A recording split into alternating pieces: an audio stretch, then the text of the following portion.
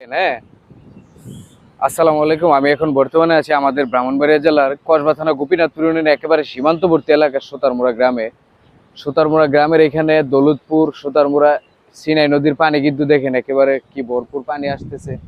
আর এই রাস্তাটা দেখেন ব্রিজের গোড়ার মধ্যে একেবারে মাটিগুলা ভাঙে দিতেছে গা।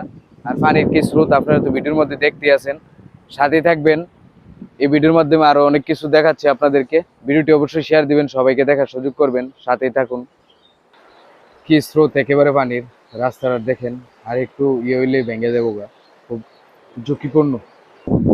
এটা কিন্তু সিনাই নদী, এই যে পিছনে কিন্তু ইন্ডিয়ার বর্ডার। আর পানিগুলো কিভাবে আসতেছে দেখেন, পানির স্রোত দেখেন কিভাবে। এদিকেও দেখেন কি অবস্থা, কি স্রোত। ব্রিজ কিন্তু লড়তাছে আর সবাই মাছ ধরা নিয়ে ব্যস্ত আছে। এদিকে একেবারে স্বাদ হয়ে গেছে এলাকা পানিতে। সৈয়দপুর গ্রামও তল গেছে মোটামুটি, নিচের যে বাড়িঘরগুলো আছে।